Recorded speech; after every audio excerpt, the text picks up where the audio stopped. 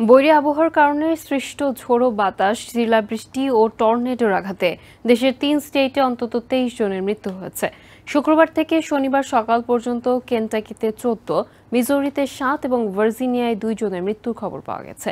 বৈরী পরিস্থিতির কারণে বিদ্যুৎবিহীন আছে মিশিগান থেকে টেনেসি পর্যন্ত বিস্তীর্ণ অঞ্চলের ৬০০,০০০ গ্রাহক।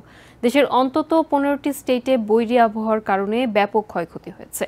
এর মধ্যে কেন্টাকি, ইন্ডিয়ানা, মিজোরি, ইলিনয় এবং নিউ জার্সিতে অন্তত ২৭টি টর্নেডো আঘাত হেনেছে।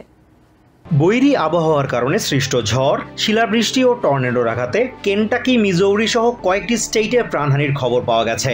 শুক্রবার থেকে টেক্সাস এবং নিউ জার্সির মধ্যবর্তী বিস্তীর্ণ অঞ্চলে ৫ শতাধিক বিভিন্ন ধরনের ক্ষয়ক্ষতির অভিযোগ পাওয়া গেছে। এছাড়া বিদ্যুৎ বিচ্ছিন্ন আছে মিশিগান থেকে টেনেসি পর্যন্ত বিস্তীর্ণ অঞ্চলের অন্তত ৬০০,০০০ গ্রাহক।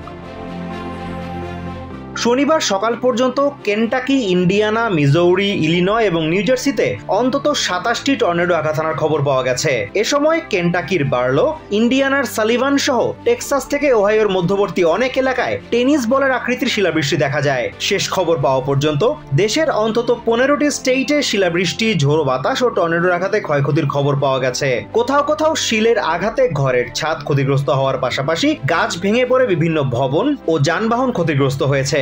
টর্নেডোর আঘাতে সবচেয়ে বেশি ক্ষতিগ্রস্ত হয়েছে মিজৌরির সেন্ট লুইস শহর। সেখানকার বাসিন্দা জোয়ান মিলারের বাড়ির পেছন দিক পুরোপুরি ধসে গেছে। Was my dressing room, and you can see straight into the alley now. Anita Williams নামে এই নারীর গাড়ির ওপর গাছের ডাল ভেঙে পড়ে সেটি ক্ষতিগ্রস্ত হয়। এ সময় গাড়ির ভেতরে থাকলেও তিনি অক্ষত ছিলেন বলে জানান। After a few minutes, I heard something hit my car.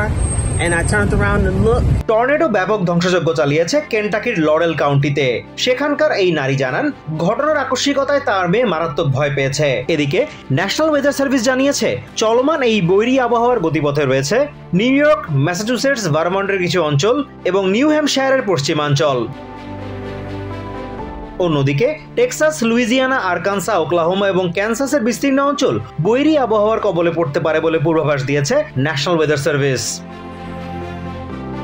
Azimur Rashid Kanak, TVN24 news desk.